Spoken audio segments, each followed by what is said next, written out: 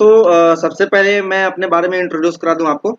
मेरा नाम प्रेमकांत पांडे है और मैं यूट्यूब पर अपनी वीडियोज़ पोस्ट करता रहता हूं और बेसिकली मैं अपने बारे में एक बात बता दूं, अगर खराब है या अच्छा है बट वो आप डिसाइड कर लेना। But I am hunger for Excel. मैं एक्सेल के लिए मतलब इतना ज़्यादा डेडिकेटेड हूँ कि मैं किसी भी क्वेरी को इन हैंड ऑन टाइम लेता हूँ और उसको मैं चाहता हूँ कि कैसे मैं उसको सॉल्व कर सकूँ। तो आज इसलिए मैंने सोचा कि हमारे ग्रुप के जितने भी मेंबर्स हैं और जो भी मुझे जानने वाले हैं या जो भी आपके जानने वाले के जानने वाले फ्रेंड्स हैं, तो वो मुझे ज्वाइन करें और आप अपनी क्वेरीज को यहाँ पे बताएं और जहाँ तक संभव होगा मेरे से मैं आपको सॉल्व करके आपको दूंगा।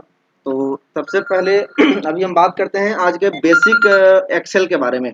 सबसे पहले तो आप जितने भी लोग हैं सब एक्सेल पे काम करते हैं, लेकिन कभी आप बता सकते हैं कि एक्सेल एग्जैक्टली होता क्या है? कोई बता सकते हैं प्लीज? एक्सेल एक बेसिकली एक डेटाबेस है जिसको कि हम लोग कॉर्पोरेट लाइफ में यूज करते हैं। ओके, ठीक है। हाँ, एक डेटाबेस प्लेटफॉर्म के रूप में हम लोग इसे यूज करते हैं। ठीक है जी। और कोई सर? सर, प्रेम सर तिलक बोल हाँ जी, रहा हाँ हूँ। जी। मेरे अकॉर्डिंग एक्सेल एक माइक्रोसॉफ्ट का प्रोग्राम है जिसके थ्रू हम अपने डेटा को विजुअलाइजेशन करा सकते हैं, अपने तरीके से डेटा को स्टोरेज कर सकते हैं और डैशबोर्ड बना सकते हैं और बिल्कुल। इसमें काम करना बहुत ही सिंपल। ठीक है जी, बहुत बहुत थैंक यू भाई आपका। कोई और? हेलो। एक्सेल क्या है, कोई बता सकते हैं? जैसे अभी मेरे अंशुमन जी ने बताया, तिलक ने बताया कि एक्सेल का यूज हम क्यों करते हैं, क्या है एक्सेल? हाँ सर, हाँ ज्योति जी बोल रही हूँ। जी। सर मेरे अकॉर्डिंग एक्सेल एक्सेल डाटाबेस है जहाँ पे हम लोग हर तरह का फंक्शन यूज कर सकते हैं। बहुत जगह ऐसा होता है जहाँ फंक्शन यूज नहीं कर सकते हैं, जिस तरह का मैथमेटिकल कैलकुलेशन वगैरह है, ये हमारा डाटा बहुत इजी बना देता है और बिल्कुल इसको बिल्कुल सेफली हम लोग स्टोर कर सकते हैं। बिल्कुल बिल्कुल, एक नया पॉइंट ऐड हुआ है इसमें। Thank you. पीयूष जी आप कुछ बोल रहे थे? जैसे मैं भी बताना चाह रहा था, जो एक्सेल है is a powerful program for the data analysis and documentation as well. Okay. और जिसको हम स्प्रेडशीट में जो है काम करते हैं, जिसके थ्रू हम charts, formatting, data sorting, filling, correct. These are the सब काइंड ऑफ फंक्शंस हम जो है यूज आपने करते हैं आपने एक्सेल एक वर्ड बोला बहुत ही अच्छा, मैं वही सुनना चाह रहा था, स्प्रेडशीट। पीयूष ने बताया कि हम स्प्रेडशीट, यही वर्ड मैं सुनना चाह रहा था। एक्चुअली माइक्रोसॉफ्ट एक्सेल एक स्प्रेडशीट प्रोग्राम है। स्प्रेडशीट, स्प्रेड का मतलब होता है फैला हुआ, सीट का मतलब हो गया पेपर। अब पहले जो भी मुनीम या खाता बही पे जो भी काम होता था उसको हम एक टेबुलर फॉर्म में डेटा को स्टोर करते थे। कहाँ करते थे? एक कागज के द्वारा बने हुए सीट के ऊपर। लेकिन उसमें कैलकुलेशन करना, फिर उसमें अगर कोई पुराना रिकॉर्ड हुआ तो पुराने रिकॉर्ड को ढूंढना, ये बहुत ही डिफिकल्ट हो सकता है कि नहीं? मान लीजिए कि कोई भी आज के डेट में मैं बता दूं कि कोई भी अगर इनकम टैक्स से जुड़े हुए लोग हैं या टैक्सेशन से या कोई भी चार्टर्ड अकाउंटेंट हैं, उनको ये पता होगा कि 8 से 10 साल का फाइनेंशियल रिकॉर्ड वो लोगों को रखना पड़ता है ऑडिट पर्पस के लिए फॉर 8 इयर्स। अगर वो 8 इयर्स का फाइनेंशियल अकाउंटिंग का डेटा अगर मैं बोलूं कि आप पेपर में रखिए और कोई कल को कोई ऑडिटर आए और आपको बोले करने के लिए, तो 7 सालों का डेटा मुझे लग रहा है कि 14-15 सालों तक आप उसको ऑडिट करते रहेंगे, फिर भी उसमें एक्यूरेसी नहीं आएगी।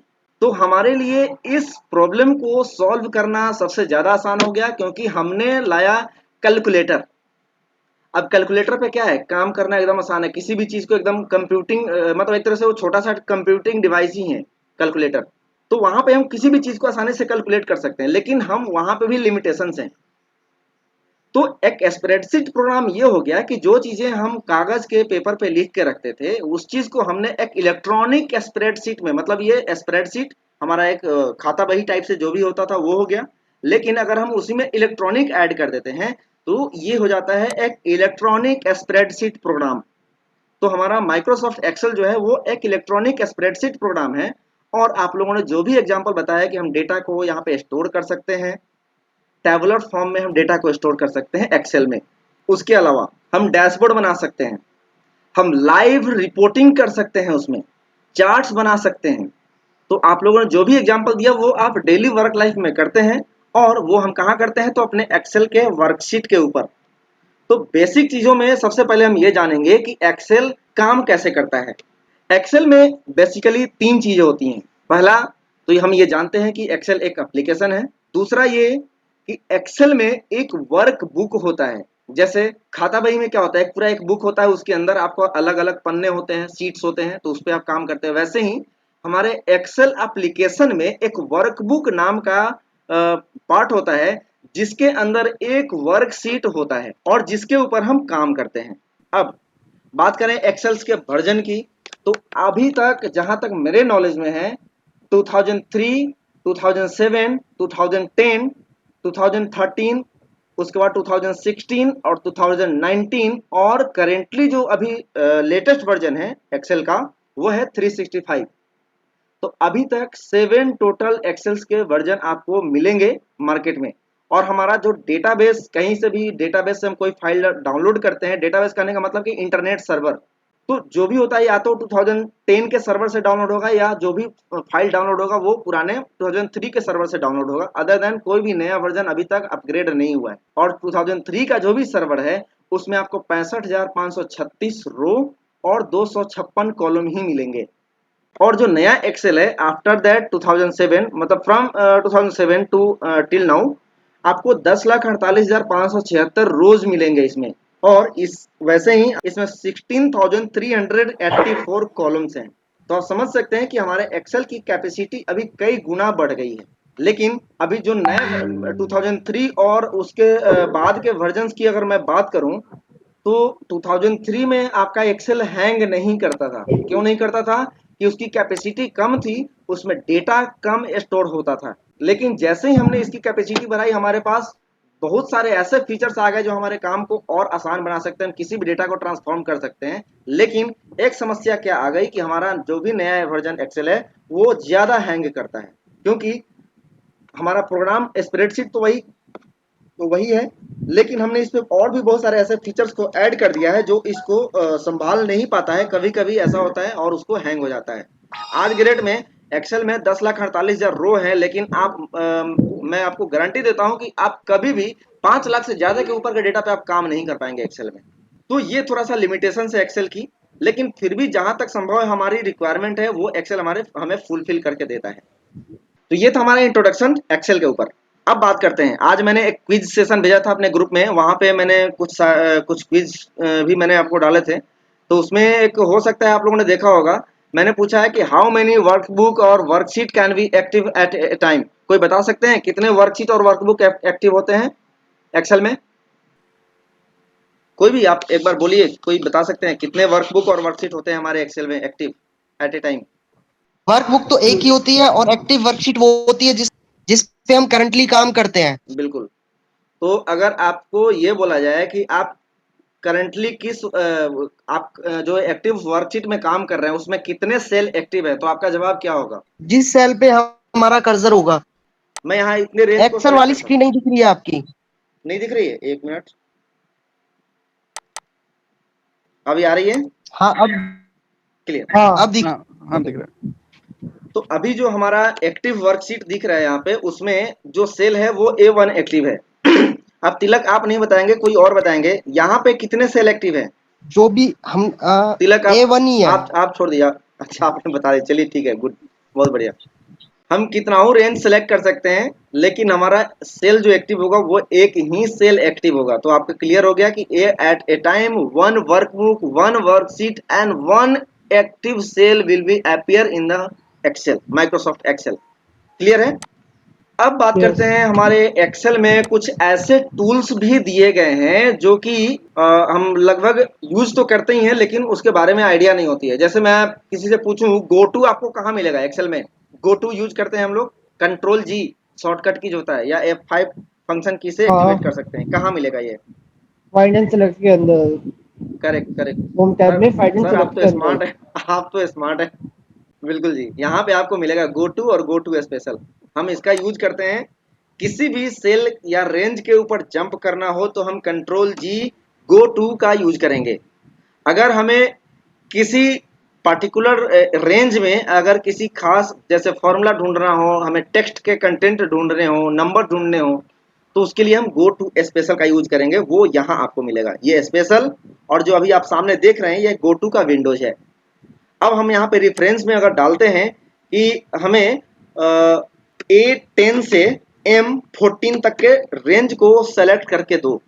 मैं ओके करूंगा और ये हमारा रेंज सेलेक्ट हो जाएगा A10 से लेके M14। तो हम यहाँ से कर सकते हैं। वैसे ही आप यहाँ नेम बॉक्स देख रहे हैं, नेम बॉक्स में भी जाके अगर आप टाइप करते हैं, जैसे मैं यहाँ बोलता हूँ कि M10 से लेकर C14 ये लीजिए, तो हम नेम बॉक्स से भी रेंज को सेलेक्ट कर सकते हैं।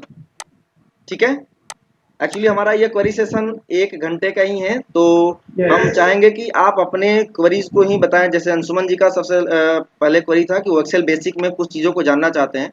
तो जहाँ तक चीज़ें हैं, मैं आपको बता दूं कि एक्सेल में आधे से ज़्यादा काम आप होम टैब के अंदर में ही कर सकते हैं। बाकी चीज़ें जो है ना, वो थोड़ा सा और अपर लेवल, इंटरमीडिएट लेवल पे अगर जब जाएंगे तो वहाँ पे इस चीज़ों की ज़रूरत पड़ती है। जैसे चार्ट्स बनाना कोई मतलब कि कोई भारी काम नहीं है, लेकिन चार्ट्स को हैंडल करना, चार्ट्स के अंदर दिए गए फॉर्मूलेज को कैलकुलेट करना, वो थोड़ा सा डिफिकल्ट होता है। डिफिकल्ट इसलिए होता है क्योंकि हमें उसके फॉर्मूलेज के बारे में मालूम नहीं होती है। तो हम अच्छा, दूसरा चीज, हमारा ये जो पार्ट दिख रहा है उसको हम क्या बोलते हैं? अंशुमन सर बताइए। बताइए सर, ये जो हमारा ये दिख रहा है, ये सामने जो आपको दिख रहा है, ये उसको क्या बोलते हैं? होम टैब के नीचे जो ये कमांड है, ये कमांड कहाँ पे है? रिबन टैब, रिबन बार। सर क्वेश्चन समझा नहीं आपका। मैं बोल रहा हूँ कि ये जो आपका होम टैब है, होम टैब के नीचे आपको कट, कॉपी, फॉर्मेट पेंटर, ये सब, मतलब ये जितने भी आपको यहाँ पे आइकॉन दिख रहे हैं वो कहाँ पर हैं? इसको हम क्या बोलेंगे? आपको ये है क्या बोलते हैं इसको? रिबन बोलते हैं, रिबन। Tool bar. हाँ, ये टूल बार है कहाँ? ये जो आप देख रहे हैं वो टूल बार है, लेकिन टूल बार जो है ना वो हमारे टैब के रिबन के ऊपर है। टैब कहाँ है? तो home, insert, page layout, formula, data, preview, view, ये जो देख रहे हैं आप, ये सारे टैब्स हैं। अगर 2003 एक्सेल अगर कोई यूज करते होंगे, मैं भी शायद अब तो नहीं अवेलेबल है, बट ये जितने भी आपको यहाँ पे दिख रहे हैं ये सारे टैब होते हैं, टूल्स बोले जाते हैं। और इनके जो टूल रहते हैं तो इनके बार हैं, ये बार मतलब रिबन। अब इन्हीं रिबन्स के ऊपर इन सारे टैब्स के टूल्स अवेलेबल हैं, और इन्हीं टूल्स में से अब आप देखिए, आपको कॉपी करना होगा तो आप कहाँ जाएंगे? होम टैब में जाएंगे। अगर आपको फॉन्ट, अलाइनमेंट ये चेंज करना हो तो आप कहाँ जाएंगे? तो आप होम टैब में ही जाएंगे। अगर आपको कलर चेंज करना हो तो आप होम टैब में जाएंगे। अगर आपको नंबर्स की फॉर्मेटिंग चेंज करनी हो आप होम टैब में जाएंगे। कंडीशनल फॉर्मेटिंग हो गया, सीट इंसर्ट करना, रो इंसर्ट करना, डिलीट करना, ऑटो सम, इससे भी आप देखिए तो आप नॉर्मली फिल्टर भी यहीं से लगा सकते हैं। आप डेटा को फाइंड, रिप्लेस अगर करना हो तो भी आप यहीं पे जाएंगे। तो आपके आधे से ज्यादा काम जो है आपका होम टैब ही आपको करके दे देता है। अगर इससे ज्यादा डिटेल्स में अगर आपको कुछ करना है तो आपको उसके लिए अलग अलग टैब दिए गए हैं। क्लियर है सर? अब इसके बाद अगर हम बात करें, क्लियर है। अब इसके बाद अगर हम बात करें कि होम टैब के फॉन्ट वाले ग्रुप में आइए, तो फॉन्ट के ग्रुप में आप क्या क्या कर सकते हैं? कोई आइडिया? हेलो अमित, आपसे एक सवाल है। आप, हेलो हेलो। हाँ आवाज आ रही है? हाँ हाँ, अब मैं आ आपसे, रही है। मेरा आपसे एक सवाल ये है कि आप फॉन्ट, होम टैब के फॉन्ट ग्रुप से क्या क्या कर सकते हैं? होम टैब से फॉन्ट ग्रुप से हाँ, फॉन्ट ग्रुप में मतलब जो जाके भी आप क्या क्या ये कर जो सकते टूल बार जो दिख रहा है, हैं? बोलिए बोलिए, कोई नहीं, मैं बताऊंगा जो आपको होम उसके के बारे में। मतलब अभी जो स्क्रीन पे दिख रहा है वो हाँ, जो यहाँ यहाँ होम जो टैब है। होम के नीचे जो दिख रहा है ये सब मेन वो। हाँ हम्म। हाँ हाँ हाँ। तो हम फॉन्ट तो ग्रुप से इसमें क्या से कर तो सकते हैं? बहुत चीज कर सकते हैं ना, जैसे कि आपका अच्छा फॉन्ट ग्रुप। चलिए मैं आपको बताता हूँ फॉन्ट ग्रुप। फॉन्ट से तो आपका बस कोई नहीं कोई नहीं कोई नहीं, बहुत आपने ट्राई किया, अच्छा है। बस मैं ये बोलना चाहता हूँ, देखिए जो भी हमारा एक्सेल का टैब है, तो टैब का रिबन तो आपको समझ में आ गया, लेकिन हर टैब को उनके काम के हिसाब से उनके रिबन को अलग अलग ग्रुप में डिवाइड किया गया है। अलग अलग ग्रुप बोले तो मुझे कॉपी पेस्ट करना होगा तो मैं देखने नहीं जाऊंगा कॉपी पेस्ट कहाँ होता है, मेरे दिमाग में ये बैठना चाहिए clip board group. Clip board group में कॉपी पेस्ट होता है। ये आपको कहाँ मिलेगा? तो ये देखिए होम टैब के जस्ट नीचे यहाँ पे क्लिप बोर्ड ग्रुप है, दिख रहा है आपको? मैं थोड़ा सा जूम कर देता हूँ स्क्रीन दिख को। रहा है। हाँ, मैं थोड़ा सा जूम करता हूँ, स्क्रीन पर दिखेगा आपको अच्छे से। ये दिख रहा है आपको क्लिप बोर्ड, ठीक है? तो ये एक ग्रुप हो गया क्लिप बोर्ड में। क्लिप बोर्ड ग्रुप में आप कॉपी पेस्ट, फॉर्मेट पेंटर और पेस्ट स्पेशल जैसे टूल्स को यूज कर सकते हैं। अगर आपके वर्कशीट के डेटा को डिजाइन करना हुआ तो आप जाएंगे फॉन्ट ग्रुप में, तो आपको फॉन्ट ग्रुप में फॉन्ट चेंज करने का ऑप्शन, फॉन्ट के साइज को बढ़ाने और घटाने का ऑप्शन, इंटीरियर डिजाइन और कलर को और फॉन्ट कलर को चेंज करने का ऑप्शन मिल जाएगा। तो आप यहाँ पे जो ग्रुप देख रहे हैं, clipboard, font, alignment, number, style, cells, editing और आइडियाज, ये आपको नए MS ऑफिस के वर्जन में मिलेगा। अगर पीयूष, तिलक, अंशुमन सर और इन लोगों को छोड़ के मैं किसी और से पूछना चाहूंगा, आपको पाइवॉट टेबल कहाँ मिलेगा, किस ग्रुप में मिलेगा? हमारे साथ अनूप भी लाइन पे हैं, ज्योति मैम भी हैं, बता सकती हैं प्लीज, और भी लोग हैं। हेलो, हाँ जी, पाइवॉट टेबल कहाँ मिलेगा? अमित बोल रहे हैं। हाँ हाँ, बोलिए बोलिए। इंसर्ट में। इंसर्ट में कौन से ग्रुप में मिलेगा? अच्छा अच्छा, ग्रुप में। हाँ वही मैं पूछ रहा हूँ, अच्छा, जैसे ग्रुप मैंने बताया ना तो नहीं, कॉपी लेकिन पेस्ट। इंसर्ट हाँ हाँ, अच्छा हाँ, ऐसा। इंसर्ट में जब जाएंगे तो हमें टेबल ग्रुप में मिलेगा। हम्म। टेबल में हम क्या करते हैं, टेबल क्रिएट करते हैं और पाइवॉट टेबल बनाते हैं, तो वहाँ पे टेबल हाँ हाँ। मिलेगा। तो यहाँ से भी हम ज्वाइन कर सकते हैं, यहाँ से हम इंसर्ट पाइवॉट टेबल कर सकते हैं। क्लियर है? तो ये सब चीजें हैं। तो जैसे आपको कोई भी प्रॉब्लम हो और क्लियर है। आपको पता नहीं है उस चीज के बारे में, तो मैं बोलूंगा कि आप इस टैब पे क्लिक कीजिए, उसके अंदर फलना ग्रुप में जाइए और वहां से आपको ये कमांड दिख रहा है, बोलेंगे हाँ दिख रहा है, फिर आप उस कमांड को यूटिलाइज कर सकते हो। अगर आप किसी से फोन पे बात कर रहे हैं और आपको उस प्रॉब्लम का सॉल्यूशन चाहिए, ठीक है? तो अंशुमन सर, अब आप बताइए, आपके कुछ स्पेशल क्वेरी हो तो। सर आपकी आवाज कट गई, आवाज आई नहीं पूरी। मैं बोल रहा हूँ सर, आपकी अब कोई क्वेरी हो बता सकते हैं प्लीज। ऐसा कुछ है नहीं, लेकिन अभी हमको जानना था ये हम्म, बेसिकली कंडीशनल फॉर्मेटिंग का यूज ठीक है। कंडीशनल फॉर्मेटिंग में ही उसका होम टैब यूज में छुपा हुआ है। कंडीशनल फॉर्मेटिंग का कैसे कंडीशन मतलब क्या हो गया, हमारा एक स्पेसिफिक क्राइटेरिया, जो मेरा रूल्स एंड रेगुलेशन, नियम और शर्त, ये कंडीशन हो गया। तो जो मेरे नियम और शर्त के हिसाब से किसी डेटा को फॉर्मेट करे, वो हो गया कंडीशनल फॉर्मेटिंग। फॉर्मेटिंग मतलब हमको डेटा को डिजाइन करना। फॉर्मेटिंग आप कहाँ कर सकते हैं? होम टैब के फॉन्ट और स्टाइल ग्रुप में। तो स्टाइल ग्रुप में आपको कंडीशनल फॉर्मेटिंग मिल जाता है। कंडीशनल फॉर्मेटिंग आप देख लीजिए, मैं यहाँ आपको बता देता हूँ। जैसे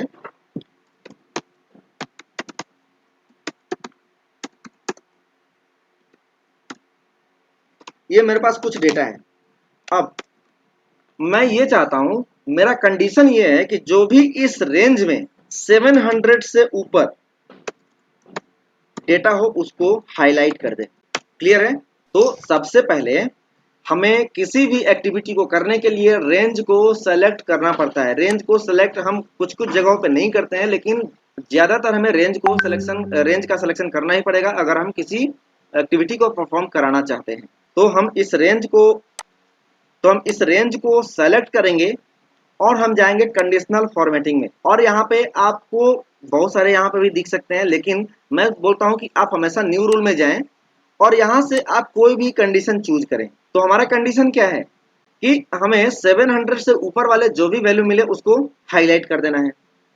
तो यहाँ पे आपको दिखेगा format only cell that content, यहाँ दिया हुआ है सेल वैल्यू और यहाँ पे है बिटवीन, लेकिन मुझे चाहिए ग्रेटर देन 700। तो मैं यहाँ पे क्लिक करूंगा और यहाँ पे ले लूंगा ग्रेटर देन क्या, तो 700। तो यहाँ पे आप 700 लिख भी सकते हैं या किसी सेल के रेफरेंस को भी दे सकते हैं। तो यहाँ हमने दे दिया। अब जब हमारा यहाँ पे वैल्यू आ गया है तो हम इसे फॉर्मेट भी कर देंगे। फॉर्मेट पे क्लिक करेंगे और मैं चाहता हूँ इसके फील कलर जो है ना वो ग्रीन हो जाए। ओके कर दीजिए। अब आपका जो भी वैल्यू 700 एंड अबव होगा वो आपको हाईलाइट करके दे देगा।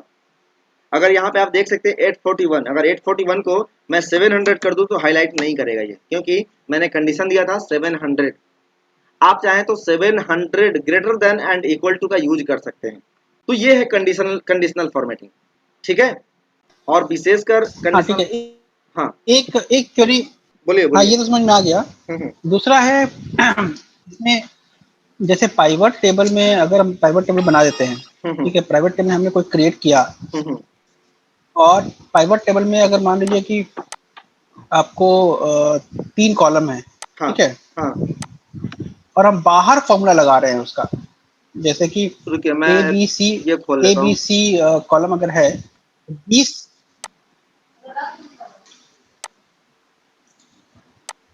चलिए मेरे पास एक डेटा है, अब इसका बोल रहे हैं कि पाइवट टेबल बना लेना। हम्म, ठीक है, मैंने पाइवट टेबल बना लिया। अब बताइए, हाँ पाइवट टेबल जरा बनाइए। स्टेट नेम मैंने ले लिया यहाँ पे मैंने ले लिया जनवरी का वैल्यू और यहाँ पे ले लिया फरवरी का वैल्यू। अब बताइए। हम्म, हाँ अब अब बताइए। क्या है ना कि जैसे कि सम ऑफ जनवरी और सम ऑफ फरवरी को अगर हमको सम ऑफ जनवरी और सम ऑफ फरवरी को अगर हमको ऐड करना है हम्म डी में, हम्म रो डी में, हम्म ठीक है, हम्म तो इक्वल टू कर करके हमने प्लस कर करके जोड़ लिया बी प्लस सी, हम्म ठीक है, हम्म और आंध्र प्रदेश आ गया। वही सेम फॉर्मूला हम अगर कॉपी करना चाहें बिहार, झारखंड, उड़ीसा, उत्तर प्रदेश में, तो वो नहीं होता है, जीरो हो जाता है। क्यों? जीरो नहीं होता है, यहाँ पे वही सेम वैल्यू आ जाएगा। हाँ सेम वैल्यू आता है, एग्जैक्टली सही सही है बिल्कुल। इसलिए आता है कि आप यहाँ देख सकते हैं, जैसे मैंने क्या किया उसको मैं डिलीट करता हूँ। मैंने यहाँ पे क्या इक्वल टू और इस सेल को सेलेक्ट किया, तो यहाँ पे क्या आ गया आपको दिख रहा है, get pivot data. Get pivot ठीक है। डेटा एक फंक्शन होता है, ठीक है, जो इनेबल होता है कोई भी पाइवट बनाते हैं तब। अगर हम ये सेलेक्ट करेंगे तो गेट पाइवट डेटा अपने आप काम कर जाएगा, अपने आप इनेबल हो जाए, ये एक्टिव हो जाएगा। तो हमें इससे बचने के लिए करना क्या होता है, हम पाइवट टेबल पे क्लिक करेंगे तो पाइवट टेबल टूल्स ऊपर में आ जाता है यहाँ पे, जिसमें अब पाइवट टेबल एनालाइज डिजाइन। अगर आप 2007 यूज करते हैं तो ऊपर में ऑप्शन मिलेगा, 2010 भी यूज करते हैं तो ऊपर में ऑप्शन मिलेगा, लेकिन 2013 अगर देखेंगे तो आपको वहां पर ऊपर में पाइवट टेबल टूल्स आएगा और उसके नीचे होता है एनालाइज एंड डिजाइन।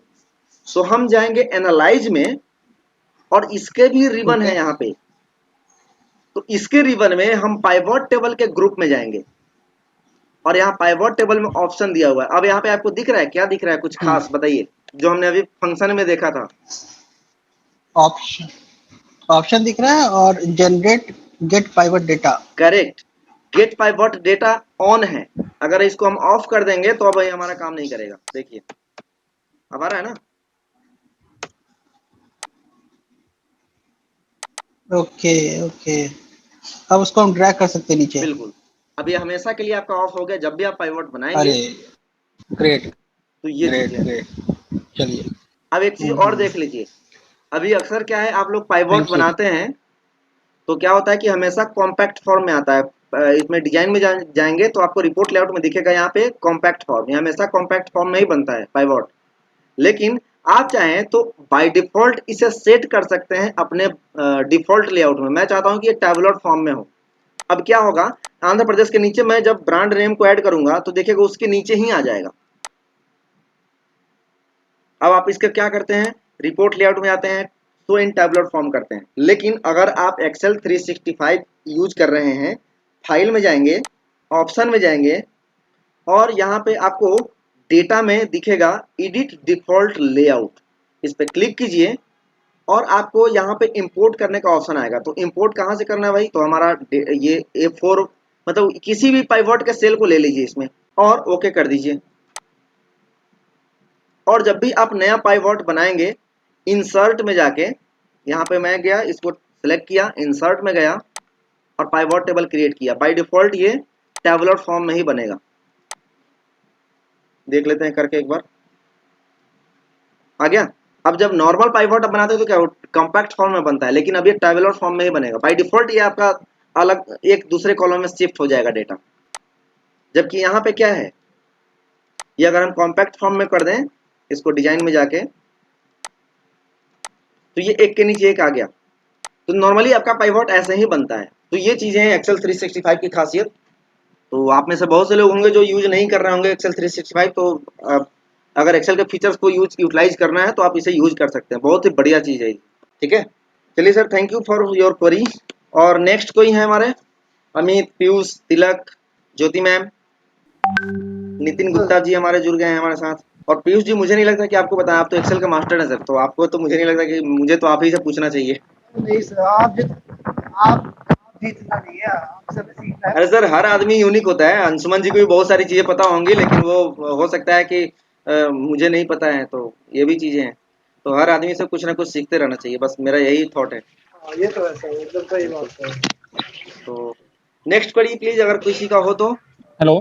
हाँ हाँ, हमको एक चीज ये जाना था कि हाँ इंडेक्स का यूज कहाँ पे और कैसे करेंगे, मतलब उसका यूज देखिए, कहाँ पे क्या है, इंडेक्स का यूज करने इंडेक्स के बारे में? हाँ, इंडेक्स का यूज करने से पहले इंडेक्स को समझना पड़ेगा कि इंडेक्स करता क्या है। ये पता है आपको हाँ कि हाँ इंडेक्स क्या हाँ। करता है?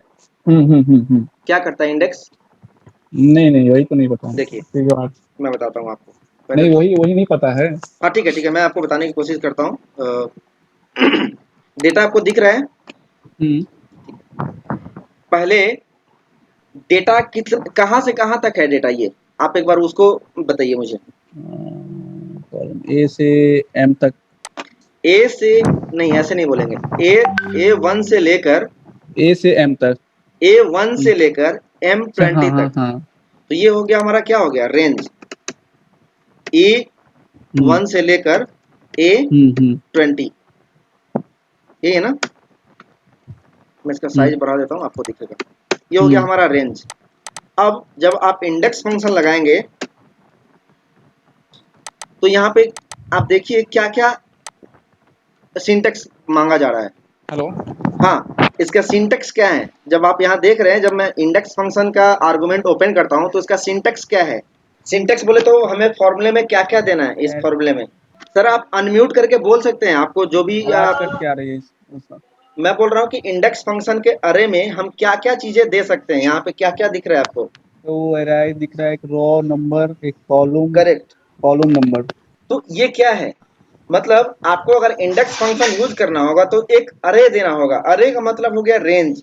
तो रेंज क्या होगा, A1 से लेकर M20 तक। मैंने यहाँ पे गलत लिख दिया है, M20 होगा, 20 तक। M20 correct. अब हमें ये बोल रहा है कि इस ठीक है, अरे ओके, में, ठीक है। इस अरे में आपको किस रो नंबर से डेटा चाहिए। तो हमारा डेटा सिलेक्शन है A1 से लेके M20 तक। तो हम चाहते हैं कि अमित का डेटा है, भाई आपका नाम भी यहाँ पे है अमित। तो अमित का डेटा है कौन से महीने का, जनवरी महीने का। तो सबसे पहले हमें देना क्या है, रो नंबर। तो हमें जनवरी का। हाँ, तो रो नंबर कैसे होता है, टॉप टू बॉटम होता है। और कॉलम क्या होता है, लेफ्ट टू राइट होता है। तो अगर हम रो नंबर की बात करें तो रो 1 हमारा कौन सा होगा इस पूरे डेटाबेस में? वो तो इधर हो गया, ये हो गया ना पूरा, जो एसएम नेम जो ये लिखा हुआ है। हाँ, एसएम नेम। अगर हम मुझे अमित की रो नंबर तो चाहिए तो रो, प्ले दो वैसी। हाँ, सॉरी, तो रो नंबर तो B3। B3 रो नंबर हो गया। वो तो हमको पता है ना कि B3 से डेटा चाहिए, लेकिन हम इंडेक्स को ये नहीं पता है B3 से डेटा चाहिए। ये तो आपसे मांगेगा रो नंबर और कॉलम नंबर। ये नहीं बोलेगा कि आप यहाँ पे 3 डाल दीजिए, यहाँ पे B डाल दीजिए, नहीं आएगा। इसको कॉलम नंबर रो नंबर दोनों चाहिए। तो हमने डेटा का सिलेक्शन किया है A1 से लेके M20 तक। हम अगर मान लीजिए कि इसको नीचे कर 20 तक, देते ठीक हैं है। और इसको हम इधर खिसका देते हैं। अब देखिए ये क्या हो गया, अब हमारा डेटा कहाँ से हो गया, B2 से N B2 से हो गया M21 तक N21 हो गया। अब जब हम N ये डेटा सेलेक्ट करेंगे, ये डेटा हम सेलेक्ट करेंगे तो हमारा इसमें पहला रो नंबर कौन सा होगा, तो वो पहला रो नंबर होगा B2। ये वाला जो है ना, ये 2 नंबर रो है, वो पहला रो नंबर होगा। ये 1 नंबर रो हो जाएगा, ये दूसरा हाँ। नंबर हो जाएगा, ये तीसरा नंबर रो हो जाएगा। अगर ये यहाँ पे था ऊपर में, अच्छा। तो ये जो है ना, ये पहला नंबर रो था, ये दूसरा नंबर रो था।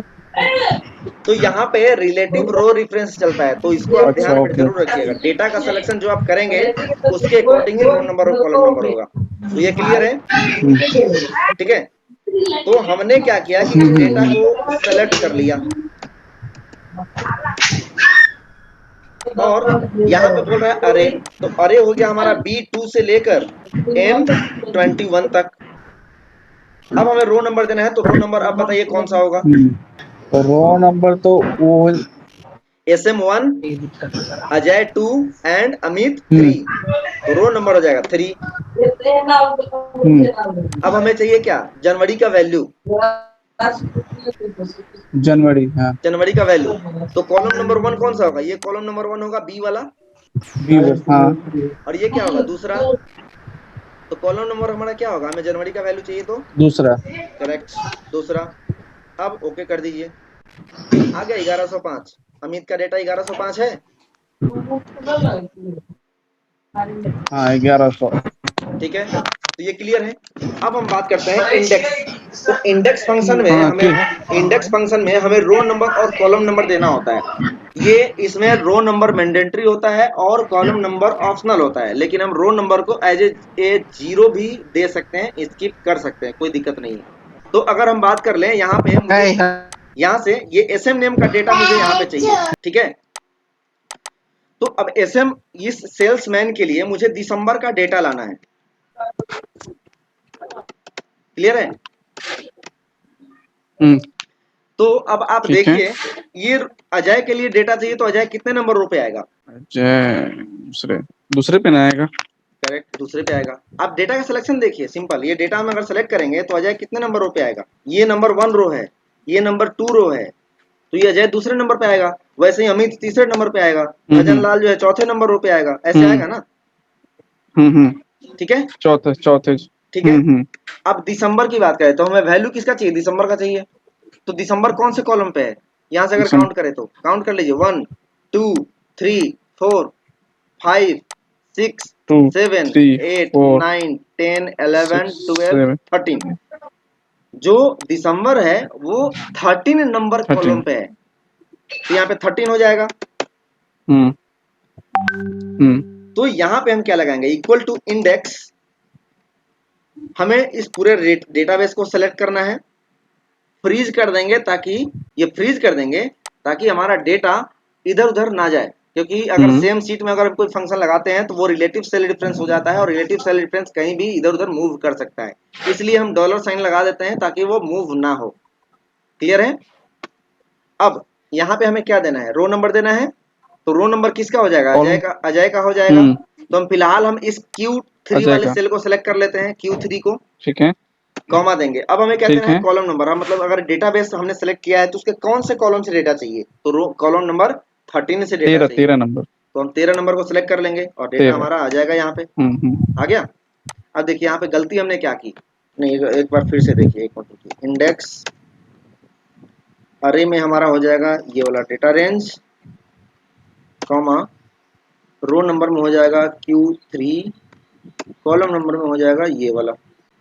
अच्छा ठीक है, इसलिए हुआ क्योंकि हमने तो यहाँ भी कुछ दिया ही नहीं ना अजय का।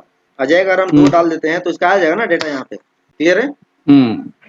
तो हम क्या करते हैं, इंडेक्स के साथ मैच फंक्शन लगा देते हैं ना, तो ये हमारा डेटा डायनेमिकली लुकअप करके दे सकता है। वी लुकअप अगर हम यूज करते हैं तो वी लुकअप से ज्यादा बेटर है कि इंडेक्स और मैच को हम एक साथ यूज करें। तो हम क्या करेंगे, यहाँ पे एक मैच फंक्शन लगाएंगे, अजय को सेलेक्ट करेंगे और लुकअप अरे में ये वाला रेंज सेलेक्ट कर लेंगे। अब इसमें ये बताएगा कि इसमें अजय कितने नंबर पोजीशन पे है। अच्छा, यहाँ एग्जैक्ट मैच के लिए 0 भी देना होगा, 2 नंबर। हाँ, तो ये 2 नंबर बता रहा है ना। अगर कल को यहाँ पे ये अमित उठ के ये गलती कर दिया इसने। हाँ ये देखिए यहाँ पे ये होता है डॉलर नहीं लगाने का नतीजा। करेक्ट है। अब मैं यहाँ पे नंदू डाल देता हूँ, आ गया, नंदू का डेटा आ रहा है। अगर यहाँ पे हल्क डालता हूँ तो हल्क का डेटा आ रहा है। तो नंदू, हाँ, तो हल्क आ जाएगा। बिल्कुल। तो ये क्या सर्च कर रहा है कि हल्क इस डेटाबेस में कितने नंबर रो पे है और हमें डेटा कितने नंबर कॉलम से चाहिए। तो बस ये रो नंबर और कॉलम नंबर के बेसिस पे ही काम करता है, बाकी कुछ नहीं। अगर आप इसके कंसेप्ट को समझ गए इंडेक्स फंक्शन के, तो फिर आपका काम करना एकदम आसान हो जाएगा। इंडेक्स फंक्शन को आप चाहे जैसे भी यूटिलाइज कर सकते हैं। ये है इंडेक्स फंक्शन। तो ये मैंने पूरा डिटेल में बताया। अगर आप इंडेक्स फंक्शन के तहत कैसे लगाना चाहते हैं तो उसको लगाने का वो समझना अलग है। अगर आप इंडेक्स के फंक्शन को समझ गए तो आप इंडेक्स पूरा मतलब कि एकदम क्लियर हो जाएगा आपको इंडेक्स फंक्शन, इसमें कोई दिक्कत नहीं है। मेरे चैनल पे इंडेक्स फंक्शन की वीडियोज भी पड़ी है, तो आप वहां से भी जाके इस इंडेक्स फंक्शन को देख सकते हैं। ठीक है, ठीक है। तो मुझे लग रहा है कि आपको क्लियर हो गया होगा ये चीज, मैच और इंडेक्स को कैसे लगाएंगे। बिल्कुल। ओके जी, जी, हाँ। नेक्स्ट जी कोई आपके क्वेरी हो? चलिए मैं आपको आज एक बहुत ही अच्छी चीज दिखाता हूँ, माइक्रोसॉफ्ट एक्सेल 365 क्या कर सकता है। आप लोग यूज करते होंगे फिल्टर टूल्स का, है ना। अब हमारा फिल्टर फॉर्मूले में भी आ गया है। कैसे काम करता है देखिएगा।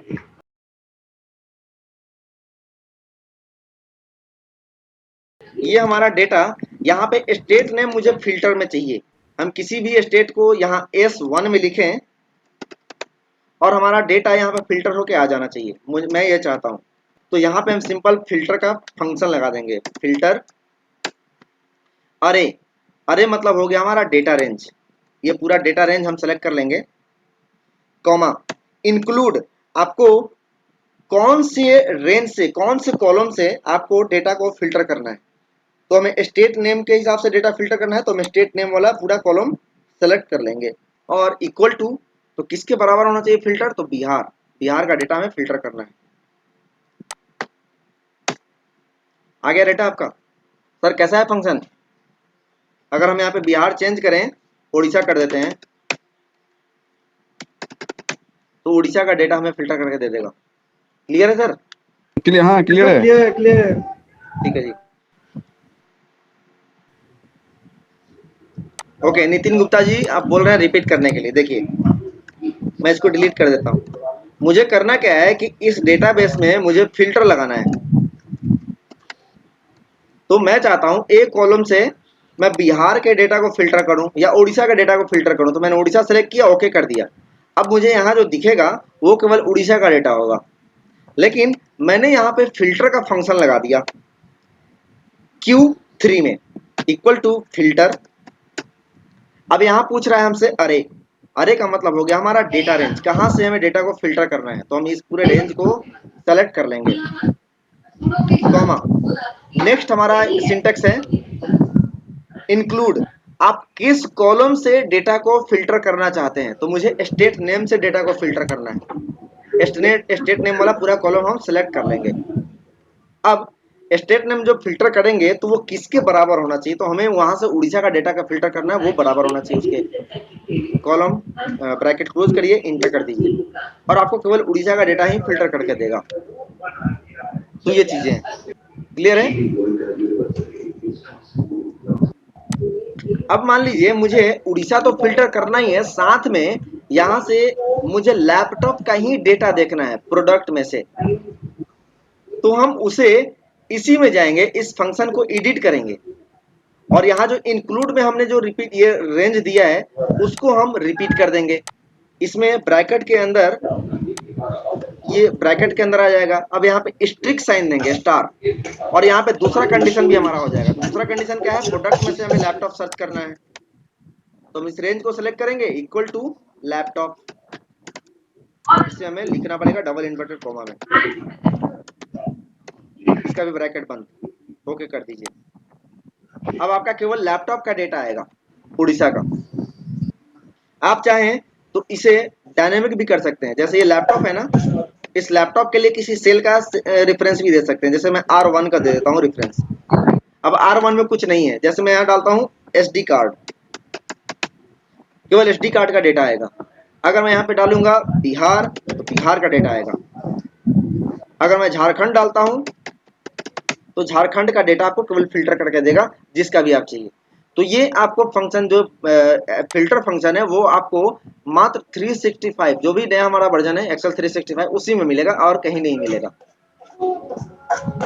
एक चीज और मैं आपको बताता हूं, अक्सर आप लोग क्या करते हैं डेटा में से, जैसे यहाँ पे एक ही स्टेट का नाम मल्टीपल टाइम्स है, तो आप क्या करते हैं इसको कॉपी करेंगे और जाएंगे कहीं पे पेस्ट कर देंगे, और इससे यूनिक नेम चाहिए तो आप डेटा में जाएंगे रिमूव डुप्लीकेट कर देते हैं और आपका यूनिक डेटा आ जाता है। लेकिन अगर आप एक्सेल 365 यूज करते हैं तो आपको इसमें यूनिक फंक्शन मिलता है, यूनिक। और आप इस पूरे डेटाबेस को सेलेक्ट करिए, इस कॉलम को, और इंटर कर दीजिए ब्रैकेट क्लोज करके, आपका यूनिक नेम आ जाएगा। अब यहाँ पे आंध्र प्रदेश, बिहार, झारखंड, उड़ीसा, उत्तर प्रदेश है, कल को मध्य प्रदेश भी आ जाता है, तो आपको MP का डेटा भी यहाँ फिल्टर होके आ जाएगा।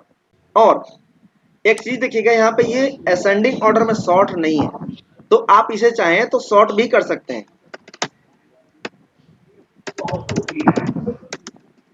तो यहाँ पे हम लगाएंगे इक्वल टू सॉर्ट, अरे में हमारा हो जाएगा क्या, तो हम फिल्टर वाला रेंज ले लेंगे, सॉरी यूनिक हमें करना था ना, यूनिक, और हमें स्टेट नेम को यूनिक करना है तो स्टेट वाला नेम ले लेंगे। अब ये सॉर्टिंग ऑर्डर में नहीं है तो यूनिक के पहले हम सॉर्ट का फंक्शन लगा देंगे।